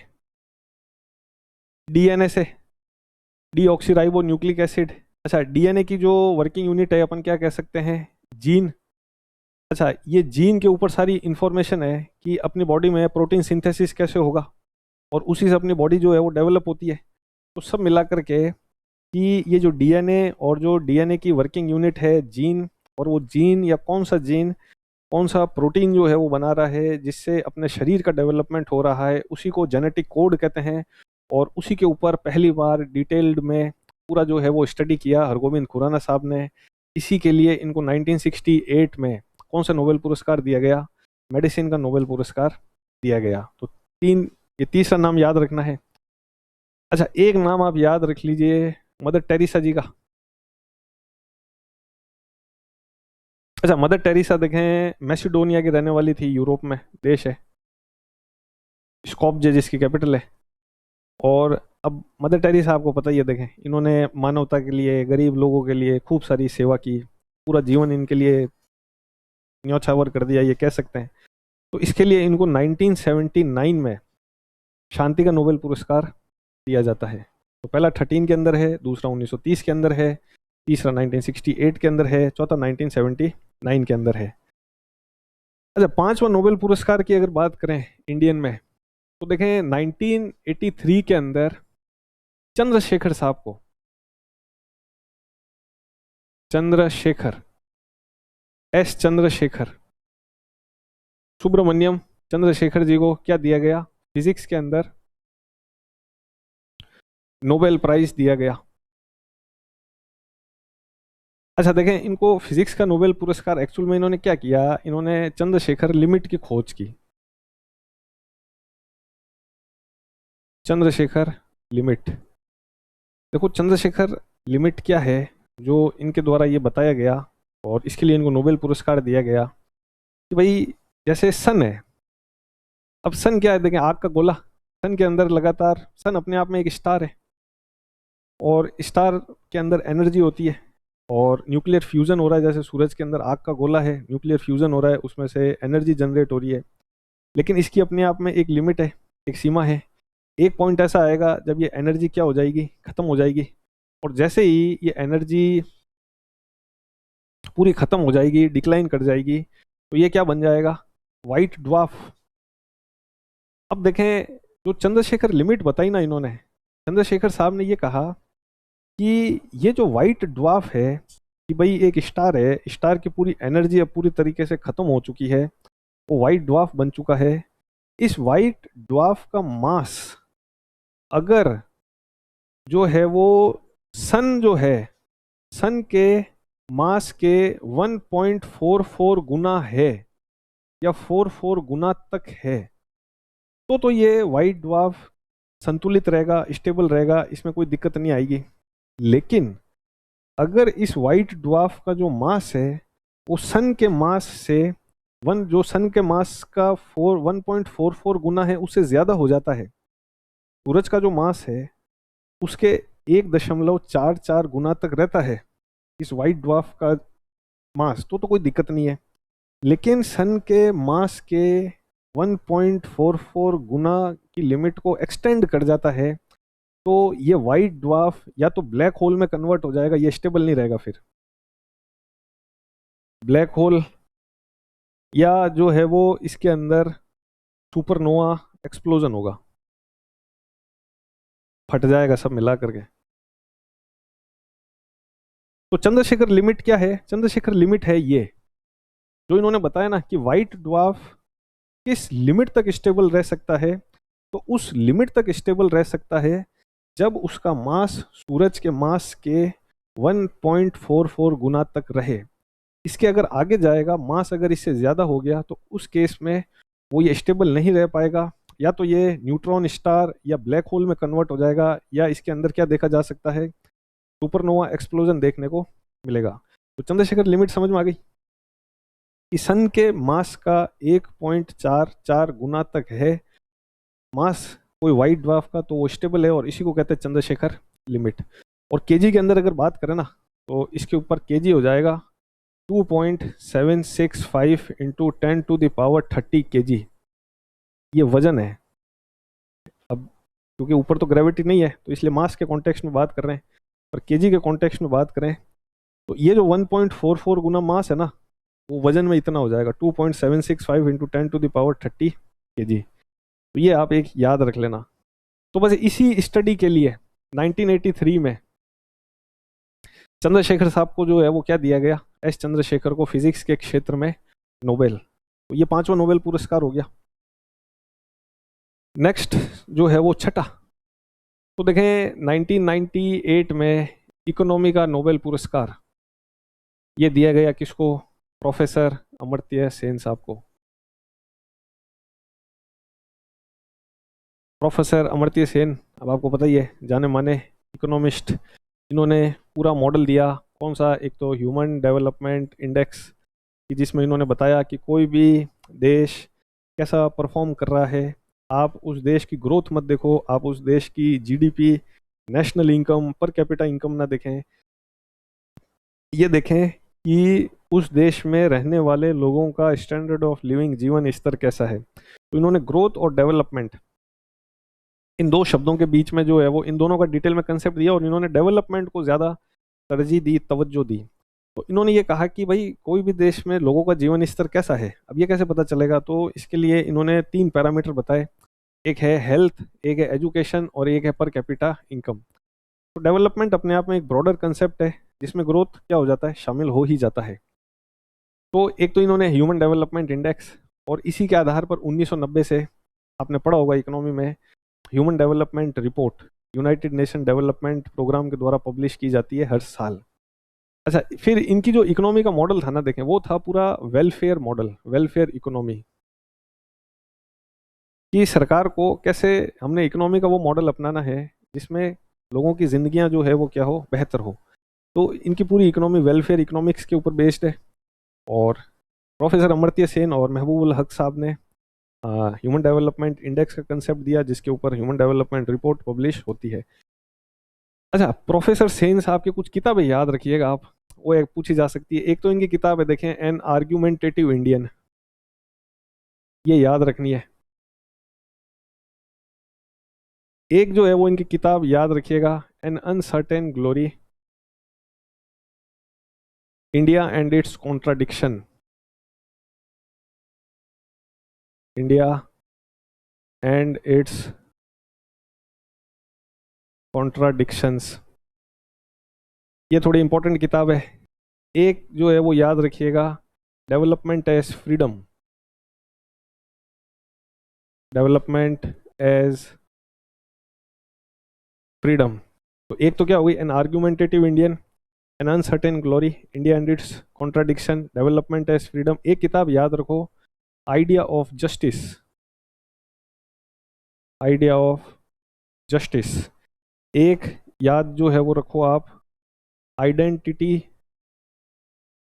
And violence. एक किताब अपन को याद रखनी है, on economic inequality, on economic inequality. इन्होंने देखें लगभग 40 से ज़्यादा किताबें लिखी है, 40-45 से ज़्यादा किताबें, उनको मेजर मेजर याद रखनी है। ऑन इकोनॉमिक इनइक्वालिटी एक किताब याद रखो आप, इनइक्वालिटी री एग्जामिन्ड, ठीक है। एक 8वें नंबर की किताब याद रखो, collective choice and social welfare, social welfare. एक याद रखो, on ethics and economics.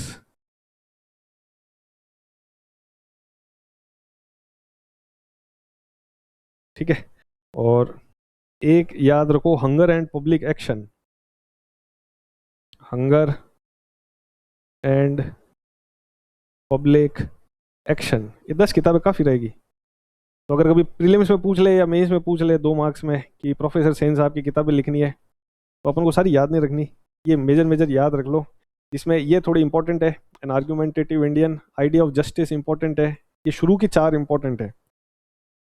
N uncertain glory, India and its contradiction, Bharat का विरोधाभास, development as freedom, idea of justice, identity and violence, on economic inequality re examined, collective choice and social welfare, on ethics and economics, hunger and public action. ये 10 किताबें अपन को याद रखनी है। तो professor Sen साहब जाने माने इकोनॉमिस्ट, 1998 में इनको क्या दिया गया? नोबेल पुरस्कार। आगे बढ़े नेक्स्ट पर। तो देखें ये कौन से नंबर के हो गए? 6 नंबर हो गए। अब 7वां नंबर देख लेते हैं। देखें 7वें नंबर में एक नाम याद रखना है, आर वेंकटरमन साहब का। अब इनको 2009 में किसका नोबेल पुरस्कार मिला? केमिस्ट्री का। क्योंकि इन्होंने किसके ऊपर काम किया? राइबोसोम के स्ट्रक्चर के ऊपर। राइबोसोम। अब राइबोसोम आपको पता ही है, इसको प्रोटीन फैक्ट्री कहते हैं, प्रोटीन का कारखाना। इस राइबोसोम के ऊपर इन्होंने काम किया और इसी के लिए जो है वो इनको क्या मिला? 2009 में केमिस्ट्री का नोबेल पुरस्कार। तो ये हो गए 7वें नंबर। 8 नंबर पे देखें, याद रखना है 2014 के अंदर कैलाश सत्यार्थी जी को। बड़ा फेमस नाम है। देखें कैलाश सत्यार्थी जी विदिशा मध्य प्रदेश के रहने वाले। विदिशा कहाँ पड़ता है? मध्य प्रदेश, वहाँ के रहने वाले हैं। और देखें कैलाश जी जो है ना, वो लगातार काम कर रहे हैं कैसे चाइल्ड लेबर को इरेडिकेट किया जाए इस धरती से, या इंडिया से कैसे बाल श्रम को ख़त्म किया जाए। जो 14 वर्ष से कम उम्र के बच्चों से कोई ऐसा काम करवाया जाता है जो उससे उनका चाइल्डहुड छीनता है, उसी को अपन क्या कहते हैं? Child labour. तो उसी को कैसे इरेडिकेट करें, तो उसके लिए कैलाश जी बड़े लंबे समय से, लगभग 30 35 40 सालों से, अपनी पूरी ज़िंदगी खैर इन्होंने इसी फील्ड में लगा दी। तो वो काम कर रहे हैं। तो इसी के लिए इनको 2014 का किसका नोबेल पुरस्कार दिया गया? शांति का नोबेल पुरस्कार दिया गया। अच्छा, इनके साथ में मलाला यूसुफजई भी थी 2014 में, जो सबसे कम उम्र में नोबेल प्राप्त करने वाली व्यक्ति। मलाला यूसुफजई। पाकिस्तान के अंदर तालिबान ने फतवा जारी कर दिया महिलाएं शिक्षित नहीं होगी, इसके बावजूद मलाला यूसुफजई स्कूल जाती हैं और बाद में तालिबान इनको सर में गोली मारता है। कि उन्होंने पूछा who is Malala, I am Malala, तो इनको गोली वगैरह मारी जाती है। तो कैलाश सत्यार्थी जी और मलाला यूसुफजई, इनको 2014 में साथ में जो है वो क्या मिला? शांति का नोबेल पुरस्कार मिला। अच्छा, कैलाश सत्यार्थी जी की बात करें तो देखें ये एक पत्रिका भी पब्लिश करते हैं, नाम याद रखिएगा, क्रांति धर्मी। और इन्होंने एक स्लोगन भी दिया है, वो ये क्या है कि ग्लोबल मार्च अगेंस्ट चाइल्ड लेबर। ये याद रखना है। अब नाम से पता चल रहा है, सिंपल है। स्लोगन क्या है? ग्लोबल मार्च अगेंस्ट चाइल्ड लेबर। इनके द्वारा एक पत्रिका, एक जर्नल प्रकाशित किया जाता है जिसका क्या नाम है? क्रांति धर्मी। अच्छा, इनकी 2 किताबें हैं, 2 बुक्स हैं, वो अपन को याद रखनी है। एक तो है संघर्ष जारी रहेगा, ये याद रख लो। भैया कह रहे हैं कि लगातार जो है वो चाइल्ड लेबर से लड़ते रहेंगे जब तक, या जितने इनके शरीर में जान है, जब तक, जितनी कोशिश ये कर सकते हैं, और जब तक चाइल्ड लेबर खत्म नहीं हो जाता, संघर्ष लगातार क्या रहेगा? जारी रहेगा। अच्छा, इनकी एक एनजीओ भी है, बचपन बचाओ आंदोलन। तो उसी के नाम पर एक किताब लिख दी, बचपन बचाओ आंदोलन। चाइल्ड लेबर को ख़त्म करना है और बचपन को क्या करना है? बचाना है। तो बचपन बचाओ आंदोलन, क्या, क्यों, कैसे। तो ये 2 किताबें हो गई इनकी। तो एक है संघर्ष जारी रहेगा। एक दूसरी किताब का क्या नाम है? बचपन बचाओ आंदोलन, क्या क्यों कैसे। बचपन बचाओ आंदोलन, इनके संगठन का भी क्या है नाम है। इनके स्लोगन क्या दिया? ग्लोबल मार्च अगेंस्ट चाइल्ड लेबर। पत्रिका का क्या नाम है? क्रांति धर्मी। किस फील्ड में? Child labour. कहाँ के रहने वाले हैं? विदिशा मध्य प्रदेश। इनके साथ 2014 में किसको नोबेल पुरस्कार मिला? मलाला यूसुफजई को। ये कहाँ की है? पाकिस्तान की। और किस फील्ड में काम किया? महिला सशक्तिकरण कह सकते हैं या महिला शिक्षा कह सकते हैं। तो ये हो गए 8वें व्यक्ति। अच्छा, नेक्स्ट पढ़े। अगला देखें, लास्ट आता है 9वां नाम। एक नाम याद रखना है, अभिजीत बैनर्जी का। अब देखें, नाम थोड़े अपन को याद रखने ही पड़ेंगे। ईयर है, नाम है, और स्पेसिफिक किस किस फील्ड है, और उस फील्ड के बारे में अपन को थोड़ी थोड़ी डिटेल, बहुत ज़्यादा तो डिटेल नहीं, पर आपको जैसे पता होना चाहिए। जैसे चंद्रशेखर लिमिट है 1983, तो अभी देखें एक ज़माने में काम चल जाता था फिजिक्स, अभी ऐसा नहीं है। अभी अपन को थोड़ा बेसिक पता होना चाहिए कि चंद्रशेखर लिमिट क्या है। वो एस्ट्रोफिजिसिस्ट थे, तो 1.44 गुना, ये सारी डिटेल्स। तो थोड़ी मतलब अपन को डिटेलिंग पता होनी चाहिए कि अपन उसके ऊपर 5-7 लाइन लिख लें, ये स्थिति होनी ही चाहिए। अच्छा, अभिजीत बैनर्जी जाने माने इकोनॉमिस्ट हैं। तो अब दिखती बात है, इनको किस फील्ड में मिला होगा? इकोनॉमिक्स। अच्छा देखें, इनका जो पूरा इकोनॉमी का मॉडल है ना, इनकी किताब का भी नाम है पुअर इकोनॉमिक्स, बुक भी है। तो इन्होंने जो पूरी रिसर्च की है वो पॉवर्टी के ऊपर रिसर्च की है। इनकी बुक का नाम भी पुअर इकोनॉमिक्स है। तो पॉवर्टी के ऊपर रिसर्च के लिए इनको 2019 का क्या दिया गया? अर्थशास्त्र का नोबेल। 3 लोगों को दिया गया था। इनके साथ इनकी जो वाइफ है एस्टर डुफ्लो, उनको, और माइकल क्रेमर। इनकी वाइफ का क्या नाम है? Esther Duflo. और तीसरे व्यक्ति कौन थे? Michael Kremer. इन तीनों को 2019 में संयुक्त रूप से इकोनॉमी का, अर्थशास्त्र का नोबेल पुरस्कार दिया गया। बुक का नाम याद रखना है। और जो इन्होंने इकोनॉमी में रिसर्च की, वो एक तो एजुकेशन के ऊपर, एक हेल्थ के ऊपर, एक जो है वो मेडिसिन, चिकित्सकीय सुविधाएं, मेडिकल फैसिलिटीज,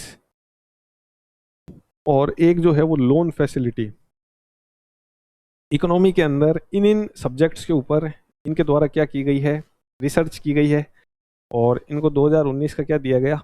नोबेल पुरस्कार दिया गया। ठीक है, तो यही नाम है। तो याद रख लेना, 1913 रविंद्रनाथ टैगोर साहब, 1930 सीवी रमन साहब, 1968 हरगोविंद खुराना साहब याद रह जाएंगे। जेनेटिक कोड 1979 मदर टेरेसा, शांति के लिए इनको नोबेल पुरस्कार दिया गया। 1983 चंद्रशेखर लिमिट, 1.44 गुना से ज़्यादा होगा मास वाइट ड्वार्फ का तो न्यूट्रॉन स्टार बन जाएगा, या उसमें सुपरनोवा ब्लास्ट हो जाएगा। 1998 अमर्त्य सेन साहब की इतनी सारी किताब लिखाई, वो तो याद रखना ही है।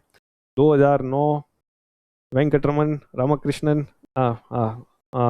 रामकृष्णन साहब, जिन्होंने राइबोसोम प्रोटीन सिंथेसिस के ऊपर क्या किया? काम किया। 2014 कैलाश सत्यार्थी साहब यही है।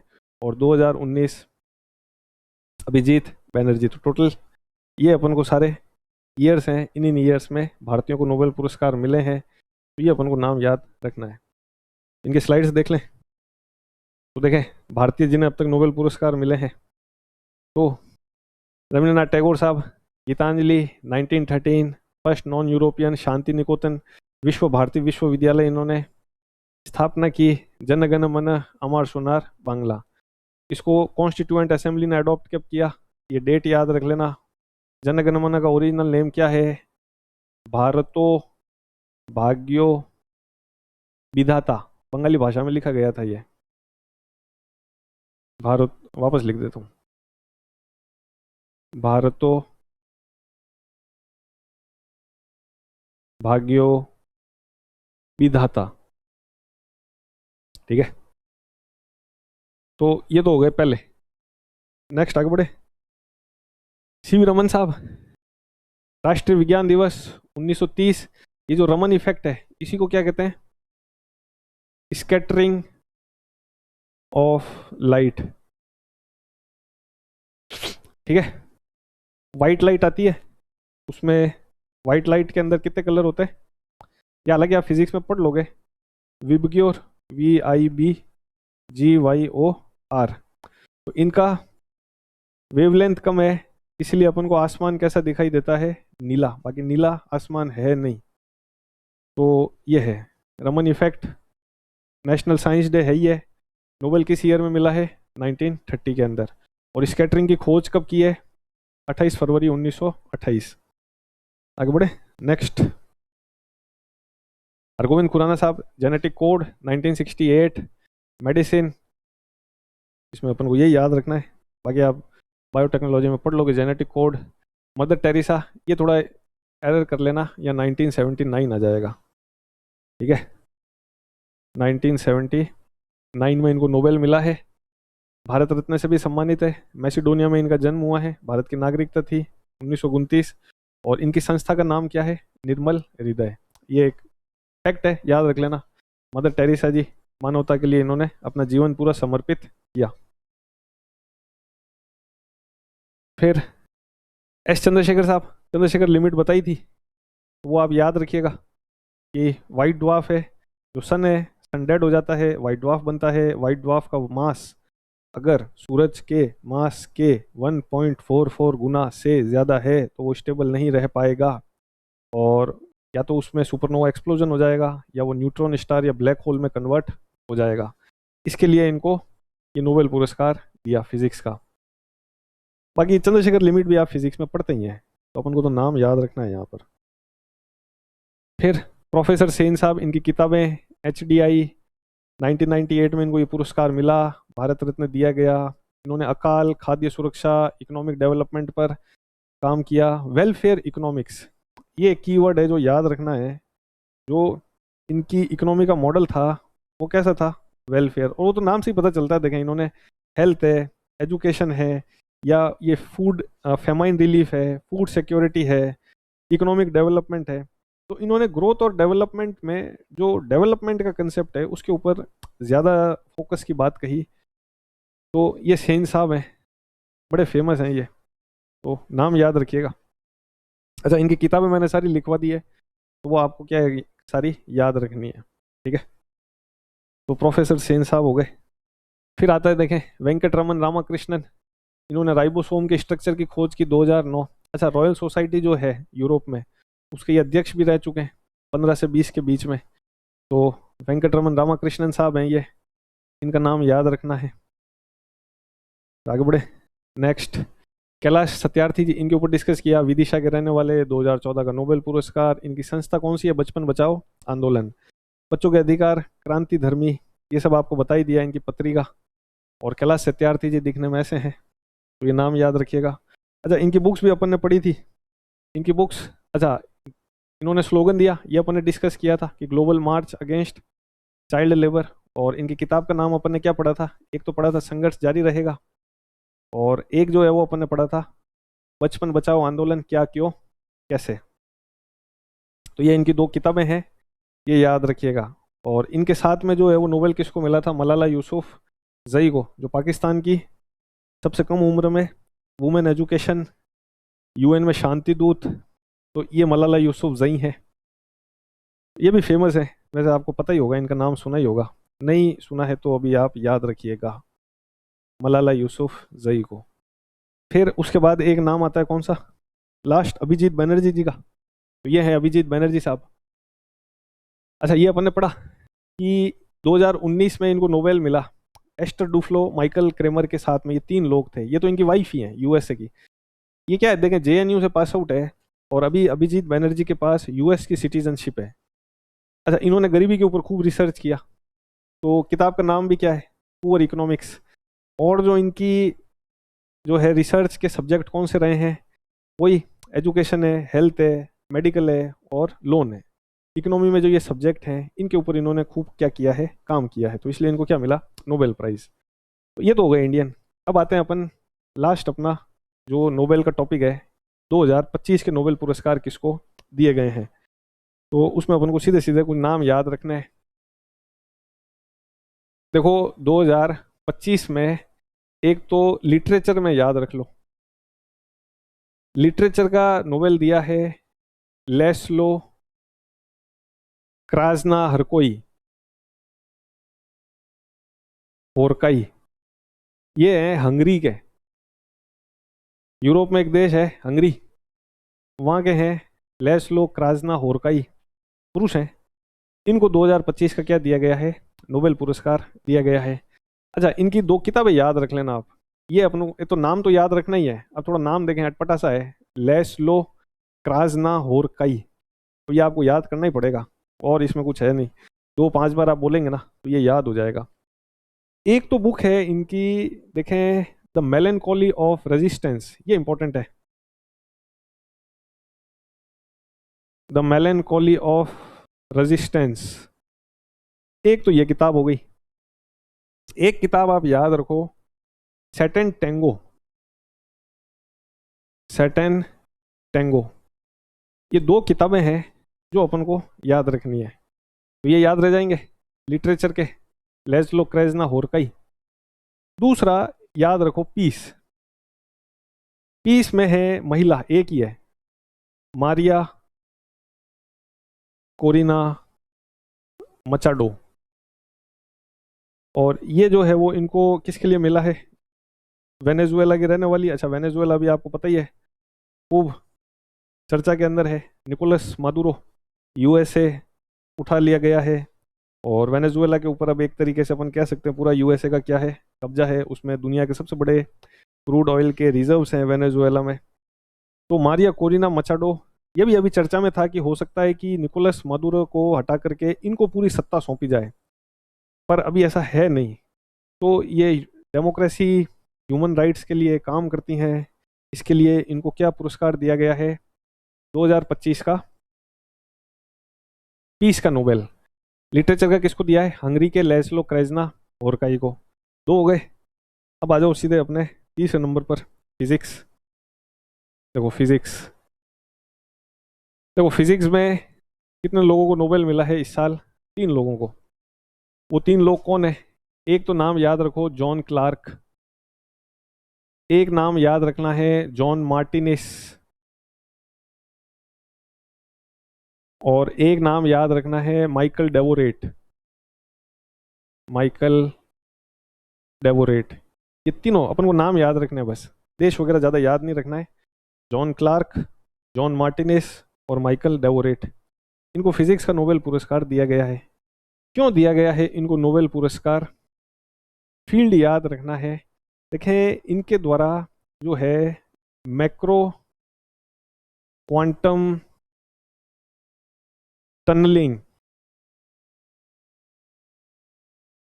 इसके ऊपर जो है वो रिसर्च की गई है, और energy quantisation in electric circuit. देखें, अभी क्या है ना कि एक ज़माने में तो जैसे अपन नाम याद रख लेते थे कि किसको नोबेल मिला है, सीधे सीधे नाम याद रख लिए, सीधे सीधे सवाल आ जाते थे, तो चल जाता था मामला। लेकिन अब ऐसा नहीं है। अभी क्या है कि जिसको नोबेल मिल रहा है उनके द्वारा किस फील्ड में रिसर्च की जा रही है, ये भी अपन को थोड़ा पता होना चाहिए। तो देखें, जो इनको नोबेल मिला है वो मैक्रो क्वांटम टनलिंग और energy quantisation in electric circuit, इसके लिए मिला है। अब देखो ये है क्या, बहुत ज़्यादा गहराई में तो नहीं जाएंगे अपन।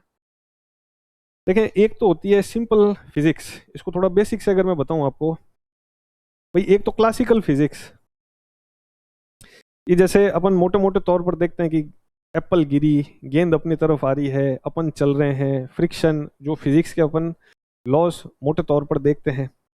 एक होती है देखें क्वांटम साइंस या क्वांटम फिजिक्स। क्वांटम फिजिक्स क्या है, तो क्लासिकल फिजिक्स तो बड़ी सिंपल है। सिंपल मतलब यूं पढ़ने में ऐसा सिंपल नहीं है, पर समझने में कि हाँ, कि न्यूटन के गति के नियम है, एप्पल जो है वो गिरी, सड़क पर जो है वो अपन चल रहे हैं, तो जो अपन फिजिक्स के नियम वगैरह पढ़ते हैं वो तो हो गई क्लासिकल फिजिक्स। क्वांटम फिजिक्स क्या है या क्वांटम साइंस क्या है कि एटम, एटम में भी सब एटम, इलेक्ट्रॉन, प्रोटॉन, न्यूट्रॉन, इनके बिहेवियर को स्टडी करना। तो एटॉमिक लेवल पर या इलेक्ट्रॉन के लेवल पर जो स्टडी, इनके बिहेवियर को स्टडी किया जाता है, उसी को जो है वो अपन क्या कहते हैं, क्वांटम साइंस। क्वांटम साइंस के अंदर क्या है कि ये साइंस ये कहती है कि जैसे कोई भी इलेक्ट्रॉन है वो अपने आप में एक वेव भी है और वो अपने आप में एक पार्टिकल भी है। जो इलेक्ट्रॉन है या जो एटम है, जब तक अपन उसको ऑब्जर्व नहीं करते हैं, देखते नहीं हैं, तब तक तो वो क्या है, अपने आप में एक वेव की तरह बिहेव करता है। और जो है वो जैसे ही अपन उसको ऑब्जर्व कर लेते हैं, मेजर कर लेते हैं, वो क्या बन जाता है, पार्टिकल बन जाता है। इसको ऐसे समझो आप कि जैसे कोई इलेक्ट्रॉन है, उसको अपन ने नहीं देखा। देखो, देखने का मतलब क्या है कि जो अपन आंखों से देख रहे हैं ना, या मेजर करने का मतलब क्या है, जो अपन आंखों से देख रहे हैं वो देखना नहीं है। आप देखेंगे कब, जब लाइट पड़ेगी, लाइट का फोटोन इस इलेक्ट्रॉन को हिट करेगा, तभी आप जो है वो देख पाएंगे। तो देखने का मतलब ये है कि आपने उस इलेक्ट्रॉन के ऊपर लाइट इम्पोज करी, यहाँ पर यह है देखने का मतलब। तो जब तक आप उस इलेक्ट्रॉन को नहीं देखते हैं, आप उस इलेक्ट्रॉन के ऊपर कोई लाइट इम्पोज नहीं कर रहे हैं बाहर से, तो जो है वो इलेक्ट्रॉन किसकी तरह बिहेव करेगा, वेव की तरह बिहेव करेगा। और वो इलेक्ट्रॉन कहीं पर भी हो सकता है कि भाई जैसे एक रूम है, रूम के अंदर एक इलेक्ट्रॉन है। भाई जैसे इस एग्जांपल से समझ लो कि जैसे रूम है, रूम के अंदर एक मोटी गेंद है। वो गेंद या तो पलंग के पास हो सकती है, खिड़की के पास हो सकती है, घर के या दीवार के उस कोने में जो है वो हो सकती है देखने पर। लेकिन क्वांटम लेवल पर अगर अपन देखें, तो वो जो गेंद है उसको अगर अपन इलेक्ट्रॉन माने, तो जब अपन उसको नहीं देख रहे हैं तो वो गेंद कहीं पर भी हो सकती है, वो हर जगह है। वो कोने में भी है, पलंग के पास भी है, खिड़की के पास भी है, क्योंकि वो यहाँ पर किस तरीके से बिहेव कर रही है, वो वेव की तरह बिहेव कर रही है। पर जैसे ही अपन उसको देखते हैं और लाइट का फोटोन उसको हिट करता है, तो वो वेव के अंदर क्या होता है कि डिस्टरबेंस क्रिएट होता है। और वो वेव अब डॉट में जो है वो क्या हो जाती है, पार्टिकल में कन्वर्ट हो जाती है, और उसी को अपन देखते हैं। तो जब अपन ने नहीं देखा, तो वो सब जगह है। क्यों सब जगह है? क्योंकि वो वेव है। और जब अपन ने देखा, वो लाइट के कांटेक्ट में आई, लाइट का फोटोन हिट किया, तो वो क्या बन गई, पार्टिकल बन गई। अब आप पूछेंगे भाई, प्रश्न ये है कि क्या इलेक्ट्रॉन वेव और पार्टिकल दोनों है, क्या वेव है क्या पार्टिकल है? तो देखेंगे दोनों ही है। कोई भी इलेक्ट्रॉन वेव भी है और पार्टिकल भी है। तो ये क्वांटम साइंस कहती है ऐसा। अच्छा, इसको पूरा प्रूफ किया किसने? जो है वो डबल स्लिट एक्सपेरिमेंट। हालांकि अपन को देखें, अभी डबल स्लिट एक्सपेरिमेंट नहीं पढ़ना, वो आपके फिजिक्स वगैरह का जो है वो पार्ट है। पर ये जो है ना, देखें कि इलेक्ट्रॉन का वेव नेचर और पार्टिकल नेचर, ये जो है, ये वेव भी है पार्टिकल भी है। जब तक अपन ऑब्जर्व नहीं करते हैं, ये वेव है। जैसे ही अपन ऑब्जर्व करते हैं, और ऑब्जर्व करने का मतलब ये है कि लाइट का फोटोन हिट करता है, वो इलेक्ट्रॉन डिस्टर्ब होता है, तो वो एक जो है वो पार्टिकल की तरह बिहेव करता है। तो ये प्रूफ हुआ किस एक्सपेरिमेंट से? डबल स्लिट एक्सपेरिमेंट से ये प्रूफ जो है वो हुआ। अब इसमें ये जो क्वांटम टनलिंग है ना, वो क्या है कि इन्होंने ये बताया कि भाई जैसे मान लीजिए कि ये इलेक्ट्रॉन फ्लो कर रहे हैं एक सर्किट के अंदर खूब सारे, बीच में यहाँ पर क्या लगाया, एक पोटेंशियल बैरियर लगा दिया। बैरियर कुछ भी हो सकता है, रेजिस्टेंस वगैरह। तो ये पाया कि यहाँ से खूब सारे, मान लीजिए कि मिलियंस ट्रिलियंस ऑफ इलेक्ट्रॉन जो है वो क्या कर रहे हैं, इस सर्किट के अंदर फ्लो कर रहे हैं। उस सर्किट के आगे क्या लगाया, पोटेंशियल बैरियर लगाया। ये देखा गया कि इलेक्ट्रॉन के वेव नेचर के कारण, देखो मोटे तौर पर फिजिक्स क्या कहेगी, ये इलेक्ट्रॉन है, ये पोटेंशियल बैरियर है, तो इसके आगे जो है वो इलेक्ट्रॉन नहीं पाया जाएगा। इलेक्ट्रॉन जो है वो यहीं पर रुक जाएंगे, ये पोटेंशियल बैरियर आगे जाने ही नहीं देगा। लेकिन जब रिसर्च की इन साइंटिस्ट ने, तो इन्होंने ये पाया कि एक सर्किट के अंदर या मैक्रो लेवल पर, यहाँ से अगर खूब सारे इलेक्ट्रॉन्स दिए गए हैं, तो इलेक्ट्रॉन के वेव नेचर के कारण वो इस पोटेंशियल बैरियर को क्रॉस करेंगे। और कुछ इलेक्ट्रॉन, ऐसा नहीं है कि यहाँ पर प्रोबेबिलिटी एकदम जीरो होगी। मान लीजिए करोड़ों खरबों के अंदर इलेक्ट्रॉन है, तो लाखों में इलेक्ट्रॉन इस बैरियर को पार करके उधर चले जाएंगे वेव नेचर के कारण। इसी को कहते हैं क्वांटम टनलिंग।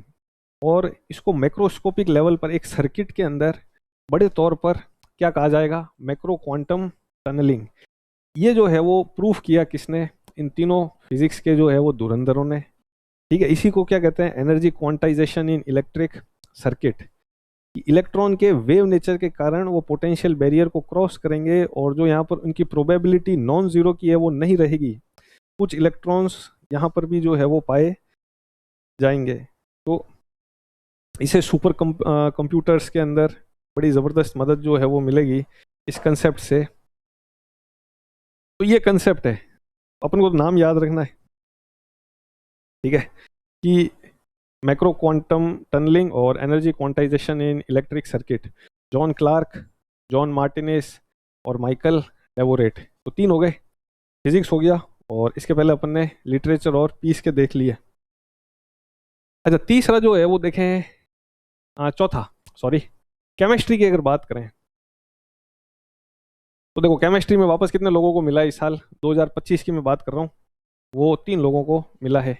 एक तो है देखें Omar M Yaghi, Omar M Yaghi, इनका नाम याद रख लो।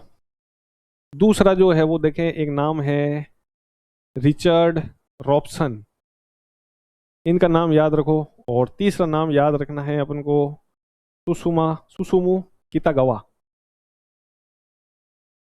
ये 3 नाम है, सुसुमु कितागावा, रिचर्ड रॉबसन और ओमार एम यागी।